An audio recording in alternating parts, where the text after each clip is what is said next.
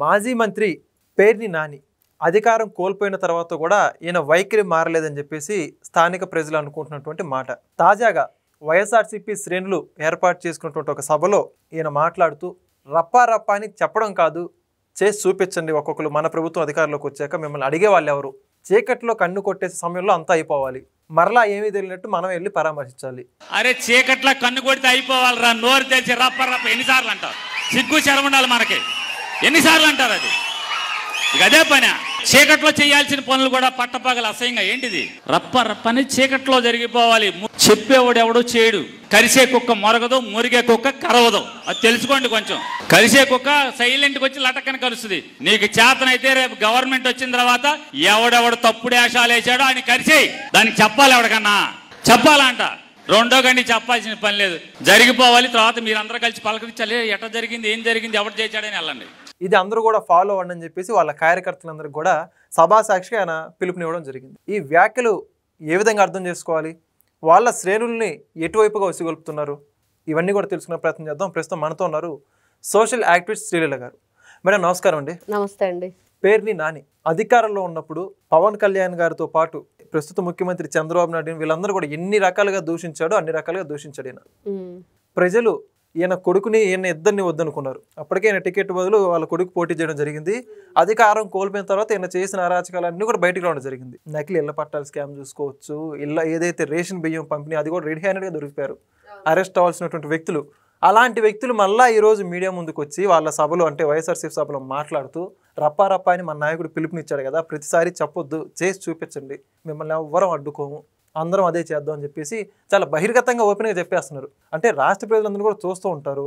అంటే వాళ్ళ కార్యకర్తల్ని దేంతో నింపాలని ట్రై చేస్తున్నారు వాళ్ళు. అంటే వాళ్ళు గవర్నమెంట్లోకి వస్తే ఏ విధంగా ఉండబోతుంది అంటారు? అసలు వస్తుందంటారా? ఖచ్చితంగా రాదు. అది మాత్రం కన్ఫర్మా? అది మాత్రం కన్ఫర్మ్. ఎందుకంటే మొన్న పవన్ కళ్యాణ్ గారే కాదు, ప్రతి ఒక్క తెలుగు ప్రజానికం అందరూ కూడా ముక్త కంఠంతో చెప్తున్నారు, ఈ గొడ్డల బ్యాచ్ రాదు, రానివ్వం, అంతే, వచ్చే ప్రసక్తి లేదు. ఏంటిది? ఆయనేమో పోలీసుల్ని బట్టలోడు తీస్తానంటాడు, ఇంకోవైపు ఏమో సప్త సముద్రాల అవతలున్నా కూడా లాక్కొస్తానంటాడు, రిటైర్డ్ అయినా కూడా వదిలిపెట్టినంటాడు. అంటే డైరెక్ట్గా పోలీసులకే వార్నింగు, సాక్షాత్తు వాళ్ళ అధినేత జగన్మోహన్ రెడ్డి. ఇక్కడ చూస్తే మొన్న చూసాం గుంటూరులో ఆయన ఎవరో కారుమూరి నాగేశ్వరరావు, ఆయన మాట్లాడతాడు, ఏంటి జుట్టు పట్టుకొని బయటికి ఈడ్చుకొస్తాను ఇళ్లలో నుంచి, నరికేస్తారు. అసలు ఏంటండి ఆ మాటలు? వీళ్ళు ఒకప్పుడు ప్రజాప్రతినిధులుగా ఉన్నవాళ్లేనా?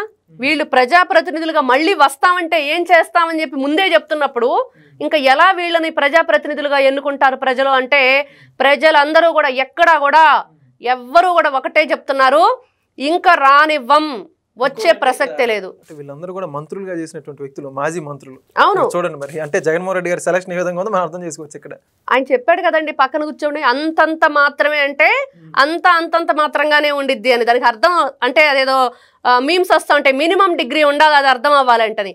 అలానే ఉంది. ఓకే, ఈ రోజున చూస్తూ ఉంటే నిజంగా వీళ్ళ వైఖరి, వీళ్ళ ఆలోచన విధానం ఎంత క్రూయల్ మెంటాలిటీ. అంటే నరికేయటాలు, చంపేయటాలు, మనిషినే లేకుండా చేయడం. అంటే కనీసం మనం ఏదైనా ఒక పక్షియో లేకపోతే ఒక చిన్న ఏదన్నా పురుగో ఏదన్నా అంటేనే అబ్బాయి అనవసరంగా దాన్ని ఇచ్చేసారే అనిపించింది. మాట్లాడాలన్నా కూడా చాలా ఇబ్బంది పడేటువంటి పరిస్థితి. అవును, సమాజంలో అది కూడా ఇప్పుడు వ్యక్తిగతంగా మాట్లాడే పక్కన పెడితే సమాజంలో అందరి ముందు మాట్లాడాలంటే విషయాలు ప్రస్తావన తీసుకోవాలంటే ఆలోచిస్తాం. వాళ్ళు రాజకీయ నాయకులుగా ప్రజాప్రతినిధులుగా ఒక వేదిక పెట్టి మీరు దాంట్లో రాజకీయాలకు సంబంధించి కూటమి ప్రభుత్వం అధికారంలో ఉంది, వాళ్ళల్లో ఏదైనా లోపాలు ఉంటే చెప్పండి, ప్రజలకైనా ఇబ్బంది ఉంటే చెప్పండి. అవన్నీ మానేశారు. వాటితో అసలు వాళ్ళకి సంబంధమే లేదు. వాళ్ళు ఎప్పుడు కూడా ప్రజల గురించి ఆలోచించిన వాళ్ళు కాదు. కాబట్టి ఆ ప్రజావేదికలో ఏం మాట్లాడాలని వాళ్ళు కోరుకుంటున్నారంటే ఇది ఈ విషయాలు.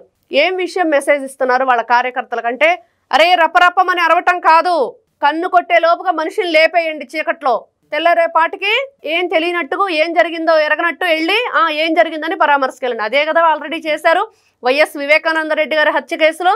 అదే కదా జరిగింది. నైటే ఆయన్ని రక్తపు మడుగులో ఏ విధంగా చంపేశారు, అవన్నీ కూడా మరకలు లేకుండా చేశారు, మళ్ళీ కుట్లేశారు.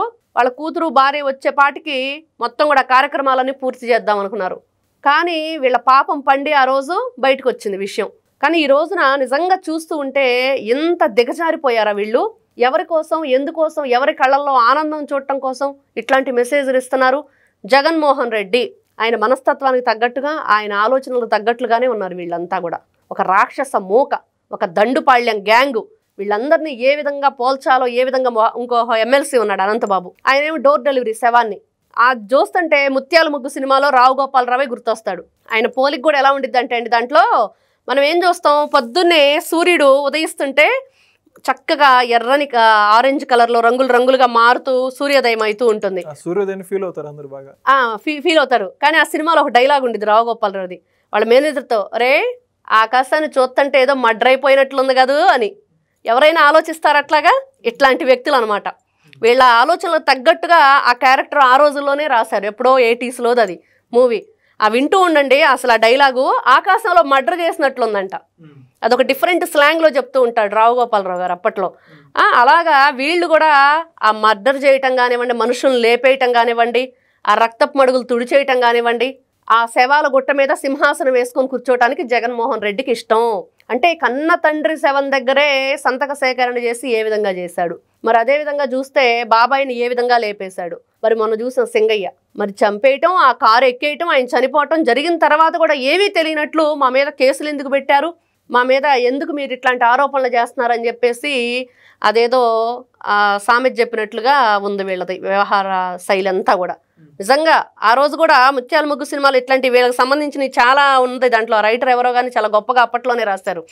ఆయన కూడా దాంట్లో మనిషిని మర్డర్ చేసేసి ఈ నైటు డిక్కీలో పెట్టేసే కారులో పొద్దున్నే వాళ్ళ బావమరిది పక్కలో పడుకోబెట్టంటే, అదేంటండి వాళ్ళిద్దరికి పడదు కదా అంటే, అదేరా నేను చెప్పేది, పడదు కాబట్టి వాడే వేసేసాడని. పొద్దున్నే అలా పచ్చని గాలి పీల్చుకోవడానికి వెళ్ళినట్లు వేసి ఒక లుక్ వేసి వద్దాం అన్నట్లు. చూసారా ఆలోచన విధానం మనిషి? వీళ్ళకి సరిగ్గా పోల్చుకునే విధంగా ఉంటాయి ఇవన్నీ కూడా. అంటే వీళ్ళు ఏమంటున్నారు ఇప్పుడు, ఏం మెసేజ్ ఇస్తున్నారు అంటే, మనిషిని చంపేయటం, ఏం తెలియనట్లుగా పొద్దున్నే పరామర్శించడం. అది ఎవరి మీదకు దోస్తానికి ప్రయత్నిస్తారు? తెలుగుదేశం పార్టీ మీదో, లేకపోతే కూటమి వాళ్లే చేశారనో, లేకపోతే ఇంకోటి జరిగిందనో. ఈరోజు చూసాం, ఎవరైతే ఆ బెట్టింగ్ రాయుడు విగ్రహావిష్కరణకు వెళ్ళాడు కదా, ఆయన కూటమి ప్రభుత్వం అధికారంలోకి రాకముందే చనిపోయాడు. కానీ వీళ్ళు చేసిన ప్రచారం ఏంటి, కూటమి వేధింపులు తట్టుకోలేక చనిపోయాడని. తీరా అసలు ఏ రోజు ఆయన మందు తాగాడు విషం, ఏ రోజు ఆయన ప్రాణం పోయింది, ఏ రోజు హాస్పిటల్లో జాయిన్ చేశారు, మొత్తం చూస్తే ఎప్పుడో ఆ రిజల్ట్ వచ్చిన రోజు ఆయన ఆ ఓట్లు ఎప్పుడైతే లెక్కింపు జరిగిందో ఆ మరుసటి రోజు చనిపోయాడని, ఆ మందు తాగాడని. ఇవన్నీ వీళ్ళు చేసిన అభూత కల్పనలు. ముఖ్యంగా పేరుని నాని, అసలు ఈయన ఒక బియ్యం దొంగ. ఈ బియ్యం దొంగ తగ పరగల్బాలు పలుకుతున్నాడు. కొల్లు రవీంద్ర గారికి నిజంగా ఈ వీడియో ద్వారా ఒక విన్నపం అండి, దయచేసి మీ నియోజకవర్గంలో ఉన్న ఇట్లాంటి రాక్షస క్రీడకి ఎవరినైనా సరే ఇలాంటి పురిగొల్పుతున్నారో ఇట్లాంటి వ్యక్తుల్ని క్షమించకూడదు. మీరు మంచి మనసుతోనో లేకపోతే మంచి ఆలోచనతోనో, మీరు చాలా సున్నితమైన మనస్కులు అని చెప్పి చాలాసార్లు సాక్షాత్ ముఖ్యమంత్రి గారే చెప్పారు, నారా చంద్రబాబు నాయుడు గారు కొల్లు రవీంద్ర గారి గురించి. చాలా సున్నితమైన మనస్కులు కాబట్టి త్వరగా మాట్లాడరు అని. ఆయన మనస్సు అంత సున్నితమైన మనస్సుని ఆసరాగా తీసుకొని ఇట్లాంటి ప్రేలాపనలన్నీ వీళ్ళు పేలుతున్నారా? ఎందుకు ఇట్లాంటి ఆలోచనలు చేస్తున్నారు? నిజంగా ఆ నియోజకవర్గంలో కొడుకు నిలబెట్టాడు ఆ రోజున, అందరూ చీపో అవతలకు అన్నారు. నిజంగా పేర్నాన్ అనే వ్యక్తి ఉన్నారు, మరి ఆయనకి ఇమేజ్ పడిపోయింది అనుకున్నాడో మరేంటో తెలియదు, కానీ కొత్త ఫేస్ కావాలి. మరి కొల్లు రవీంద్ర గారికి వేరే ఆప్షన్ లేదు, చిన్నపిల్లలు కాబట్టి ఎడుదిరిగి ఆయనే నిలబడతాడు. ఆయనకి ప్రతిపక్షంలో నేను నిలబడాలంటే మరి కుదరదు అన్నట్లుగా కొడుకుని తీసుకొచ్చాడు. కొడుకుని కిట్టు, ఆ పేరుని కిట్టు అనే వ్యక్తి ఉన్నాడు. అతను ఏదో రీల్స్ చేస్తాడు, ఈ మధ్య చాలా చూశాను. ఆయనకి పలకటం కూడా సరిగ్గా పదాలు కూడా రావు. ప్రతిపక్షం అనమంటే ప్రతిపక్షం అంటాడు, ప్రతిపక్షం అంటాడు. ఎందుకు ఏం మాట్లాడుతాడు? ఆ ప్రతిపక్షం ఏంటి, ఏముందో ఫస్ట్ నాకు అర్థం కాల. తర్వాత 2 సార్లు విన్నాక ఓహో ప్రతిపక్షానికి వచ్చిన తిప్పలా ఇవి అనేది అర్థమైంది. అంటే వీళ్ళు మాటలు మాట్లాడటం రాదు, వీళ్ళకి పరిపాలన చేత కాదు. ఈ రోజున ప్రజల్లో వీళ్ళకి ఎటువంటి మంచి కూడా లేదు, ఎందుకంటే చేసిన తప్పులు అట్లాంటివి. పేదల బియ్యాన్ని పంది కుక్కుల్లా తిని ఈ రోజున మళ్ళీ దానికి క్షమాభిక్షగా డబ్బులు కట్టేసి దానికి సంబంధించినవన్నీ ఫార్మాలిటీస్ అన్ని పూర్తి చేసేదాకా ఎక్కడో దొంగల్లా దాక్కుని బయటకు వచ్చారు. మరి ప్రజలు నిజంగా మచిలీపట్నం ప్రజానికం అంతా కూడా బందర్ పోర్ట్లో మాత్రం ఎప్పుడో కలిపేస్తారు వీళ్ళని. పిచ్చి మాటలు, పిచ్చి ప్రేలాపనలు, ఇట్లాంటి వ్యాఖ్యలు చేసేటప్పుడు అంటే రెచ్చగొట్టే విధంగా. ఎందుకంటే వీళ్ళ కొడుకు నిలబెట్టాడు, ఈయన నిలబడ్డాడు. గతంలో ఎక్కడైనా సరే వీళ్ళకి ఒక మంచి ప్రజల మీద ఒక మంచి అభిప్రాయం ఉందా ప్రజల దగ్గర అంటే ఎక్కడా లేదు. ఏం చేయటానికి? ఆయనేమో ఆ రీల్స్ చేసుకుంటూ కూర్చుంటే వీళ్ళ కొడుకు, ఈయనేమో ఆ రీల్స్కి లైకులు కొట్టుకుంటూ కూర్చుంటే చాలు. అంతకు మించి వేరే ఆప్షన్ లేదు.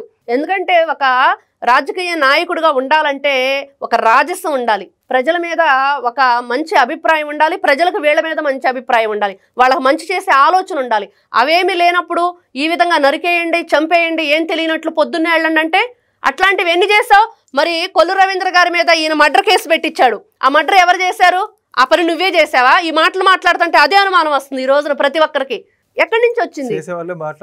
మాట్లాడతారు. ఈ రోజున ఆయన ఏ అన్యం పుణ్యం ఎరుగున మనిషి మీద నువ్వు మర్డర్ కేసు పెట్టించావు. మరి ఆ మర్డర్ కేసు ఈ రోజు నీ మాటలను బట్టి అర్థమవుతుంది నువ్వు ఎలాంటి వాడివో, నీ క్రూయల్ మెంటాలిటీ ఏంటి, ఇంత రాక్షసంగా ఆలోచిస్తావా? ఓహో ఇట్లాంటి అలవాటు ఉంది కాబట్టి మీరు మాట్లాడుతున్నారు. కాబట్టి ఒక మాట మాట్లాడేటప్పుడు లేకపోతే ఒక పని చేసేటప్పుడు మనం 10 మందికి ఏం మెసేజ్ ఇస్తున్నాం వీటి ద్వారా అనేది ఉండాలి. మినిమం అది కూడా లేకుండా వీళ్ళు ఎందుకు రాజకీయ నాయకులుగా మీరు పనికొస్తారా అంటే ప్రజలు మాకు అవసరం లేదని పక్కన పడేశారు. కాబట్టి దయచేసి నీ కొడుకులు రీల్స్ చేసుకుంటా లేకపోతే అదేదో ట్రోల్స్ చేసుకుంటా కూర్చుంటే మీరు అవన్నీ కూడా లైకులు కొట్టుకుంటా కూర్చోవడం తప్పించి ఇంకొక ఆప్షన్ లేదు. దయచేసి పేర్ని నాని అనే వ్యక్తి కానివ్వండి, లేకపోతే ఈ జగన్మోహన్ రెడ్డి బ్యాచ్ జే బ్యాచ్ ఏదైతే ఉందో జేబు దొంగలు వీళ్ళంతా, ఈ బ్యాచ్ని ఎక్కడ వదిలిపెట్టకూడదు. దయచేసి కూటమి ప్రభుత్వం, అదేవిధంగా మచిలీపట్నం నియోజకవర్గంలో కొల్లు రవీంద్ర గారు ఉన్నారు కాబట్టి ఖచ్చితంగా కఠినమైన చర్యలు తీసుకోవాలి. ఎందుకంటే అక్కడ ప్రజాస్వామ్యాన్ని దెబ్బతీసే విధంగా వీళ్ళ మాటలు ఉన్నాయి. అంటే ప్రజలకు మీరు ఏం మెసేజ్ ఇస్తున్నారు అంటే ఈ రోజున నిజంగా అండి అది ఒక ఉగ్రవాదులు వాళ్ళని అక్కడ నేర్పిస్తారంట వాళ్ళకి ఎలా చంపాలి, ఒక మానవత్వం అనేది లేకుండా మీరు ఎలా ప్రవర్తించాలని. అలాంటి వీళ్ళు ట్రైనింగ్ ఇస్తున్నారు వీళ్ళ ఏదైతే ఈ పిల్ల సైకోలు అందరూ కూడా. కాబట్టి యువత మీద ఈ ప్రభావం ఎలా ఉంటుంది అంటే రపరపమని వీళ్ళు ఏదైతే ఫ్లెక్సీలు పెట్టారో ప్లకార్డ్స్ పెట్టడమే కాకుండా ఏం తెలియనట్టు నైట్కి నైటే వేసేయండి అంటే రాబోయే రోజుల్లో ఏదన్నా ఒక ప్రోగ్రాం పెట్టుకున్నా ఏం చేయాలన్నా వీళ్ళు చీకటిలో ఏం చేస్తారు ఇట్లాంటి చీకటి పనులు. నిజంగా పేర్ని నాని అనే వ్యక్తిని మాత్రం వదిలిపెట్టకూడదు. ఎందుకు ఇట్లాంటి అనుచితమైన వ్యాఖ్యలు చేస్తున్నారు, ఎందుకు ఈ విధంగా యువతని ప్రక్కదారి పట్టించడానికి ప్రయత్నం చేస్తున్నారు అంటే మీరు ఇలా మాట్లాడుతుంటే మీ పెంపకంలో పెరిగిన నీ కొట్టుకు ఎలాంటి వాడవుతాడు? మరి ఏ విధంగా చూడాలి? ఏం మెసేజ్ ఇస్తున్నారంటే ఇట్లాంటి వ్యక్తుల్ని వదిలిపెట్టకూడదని ఈ రోజున ప్రజలందరూ కూడా పక్కన పడేసిన ఇంకా మాకు బుద్ధి రాదు, మా బుద్ధి గడ్డి తింది గతంలో, ఇప్పుడు కూడా మేము గడ్డే తింటాం, మేము ఇలానే ఉంటామని చెప్పి వీళ్ళ ప్రవర్తన అయితే మానట్లేదు. Thank you, ma'am. నమస్తే. Please subscribe to Leo News for more videos.